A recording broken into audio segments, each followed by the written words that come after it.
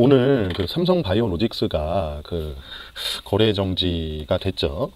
삼성바이오로직스에 대해서 제 나름대로 생각하는 부분이랑 항상 말씀드리는 그 장기 투자, 분산 투자 시장에 대한 어떤 성격, 오해 풀어보고 가도록 하겠습니다. 예, 우선 삼성바이오로직스가 증권선물위원회에서 이제 결론이 나왔죠. 어저께 고의에 따른 분식회계에 따라서 이제 거래 정지 1번으로 이제 가게 됐습니다.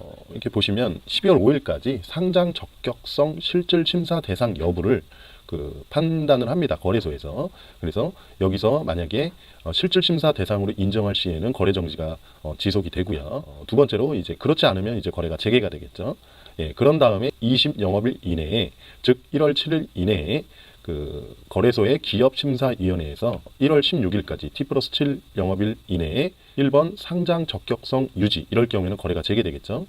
2번 그 개선기간 부여 최장 1년, 이랬을 경우에는 이제 거래 정지가 지속이 됩니다. 그리고 3번 상장 폐지를 결정하면 이제 이의 제기를 해서 재심의를 통해서 T+15일 약 2주 정도, 2주 3주 되겠죠. 정리 매매까지 이렇게 된다라고 보시면 됩니다. 기본적인 주요 절차들을 알고 있으셔야 될 것 같고요. 여기서 이제 그 바이오로직스 쪽의 입장을 좀 살펴볼게요. 삼성 바이오로직스는 이번 회계 처리 논란으로 인해 혼란을 겪으신 투자자와 고객님들께 사과를 드립니다.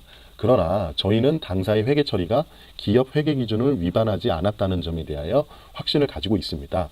2016년 한국공인회계사회 위탁감리에서뿐만 아니라 금감원도 참석한 연석회의 등으로부터 공식적으로 문제없다는 판단을 받은 바 있습니다. 또 다수의 회계 전문가들로부터 회계 처리가 적법하다는 의견도 받았습니다. 그럼에도 불구하고 증권선물위원회가 오늘 삼성바이오로직스의 회계 처리가 고의에 의한 회계 처리 기준 위반에 해당한다고 판단한 것에 대해 매우 유감으로 생각합니다. 빨간색으로 크게 친 것들은 좀 눈여겨보셔야 돼요.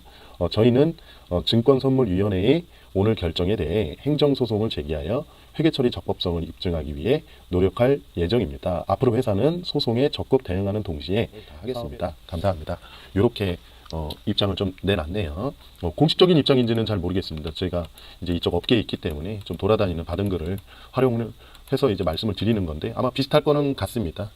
결론을 좀 말씀을 좀 드리자면 저는 이럴 것 같아요. 그 상장 폐지는 좀 아닐 것 같습니다. 이것은 그야말로 이제 정부가 누워서 침 뱉기 꼴이거든요. 그래서 자기 부정을 하는 것이기 때문에 개인적으로는 이제 상장 적격성이 유지가 된다거나 개선 기간이 부여되는 정도가 아마 맞지 않을까 좀 싶습니다. 특히 이번에 좀 주목을 하고 있는데요.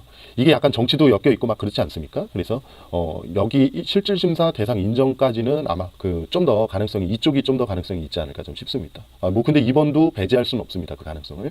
그런 다음에 어쨌든 1번으로 가게 되면 이제 요거를 결정을 해야 되겠죠. 그러면 상장 적격성을 유지한다거나 개선 기간을 부여하는 것인데 이 정치적인 면이나 이런 것들을 좀 놓고 보면 1번 아니면은 2번 쪽에 결정이 나지 않을까 싶고요. 또 삼성바이오로직스는 행정소송을 할 거기 때문에 이게 문제가 쉽게 풀리는 게 아닙니다. 그래서 그런 부분들을 좀 살펴볼 필요가 있고요. 삼성바이오로직스 투자하신 분들은 안타깝지만 어느 정도는 이런 거에 대해서 아무것도 모르고 투자하셨다라고 하셨을 경우에는 제가 다른 것들 종목들이나 뭐 기타 등등 올린 것들이 있기 때문에 그런 것들 좀 보시면 좋을 것 같고요. 오늘 어디 커뮤니티 게시판에서 지금은 삭제가 된 게시판인데 이렇게 그 선동을 하더라고요. 자, 제가 10월 말부터 11월 현재까지 이렇게 봤습니다. 이렇게 보면 이제 외인 기관들은 계속 매도를 한 것처럼 보이잖아요. 그죠? 근데 이게 요 위에 보이십니까? 순매수 누적으로 한 겁니다. 순매수로 하면 이렇게 되죠. 그래서 순매수 누적으로 해놓고선 마치 얘네들은 알고 있었는데 이제 개미들한테 다 넘긴 양 이렇게 선동을 하는데 그렇지 않습니다. 외인 기관이라고 만약에 알았으면은 이렇게 조금만 매도를 했겠습니까? 예, 그렇지 않고요. 굉장히 많은 변수가 있는 겁니다. 그래서 뭐 글로벌 펀드 플로우라든가 뭐 이런 것들이 있는 것이지 얘네들이라고 해서 물론 정보가 빠르지만 무슨 신처럼 모든 걸 다 알고 하는 것은 아니다라고 좀 보시면 되겠습니다. 마찬가지로 공매도에 대해서도 지금 오해들을 좀 하고 계시는데 그 기관들은 매일매일 투자를 해야 되거든요. 그래서 어떻게 보면은 더 불리할 수도 있습니다. 외국인은 찰스나 스미스가 아닙니다. 골드만삭스나 베릴린치, 크레딧 스위스 같은 외국 기관이라고 보셔야 됩니다. 거의 대부분이요. 그래서 매일매일 투자 세계에 이제 노출이 될 수밖에 없는데 이 공매도라는 부분도 그들 나름대로 판단을 해가지고 하는 겁니다. 뭐 무슨 찌라시를 뿌리네, 공매도가 뭘 어떻게 하네, 그렇게들 지금 오해하고 계시는데, 물론 공매도가 있으면 주가가 오르는 데는 방해가 되는 건 사실입니다. 또 우리나라의 문제점이 기관만 공매도가 되고 개인은 안 된다라는 점이 거의 그 현실적으로 불가능하게 돼 있는 이런 구조가 문제인 거지, 공매도 그 자체의 문제는 아니다라는 점을 아울러서 좀 설명을 드리겠습니다. 그리고 공매도 한번 잘못하면 헤지펀드들 최근에 뭐 아시는 분들은 아시겠지만 그 롱 포지션, 매수 포지션에서 깨지고, 숏 했던 게 매도 포지션 잡았던, 공매도 포지션 잡았던 게 올라서 깨지고, 이렇게 양방으로 깨지기도 해요. 그래서 마이너스 40%, 50%씩도 그 손해가 나거든요. 그래서 이 친구들도 목숨 걸고 하는 것이지, 뭐 그렇다고 해가지고 찌라시를 뿌린다거나 그렇게는 할 수가 없다라는 부분을 좀 말씀을 드리고요. 아울러서 국민연금 좀 말씀을 좀 드리면, 국민연금이 공매도를 대차를 다 뭐 회수한다고 하잖아요. 그거 굉장히 잘못된 거예요. 글로벌 스탠다드에서 그 벗어나는 행동입니다. 걔네가 그거 한다고 해서 혹자들은 연말까지 쇼커버가 일어나서 그러는 거 아니야?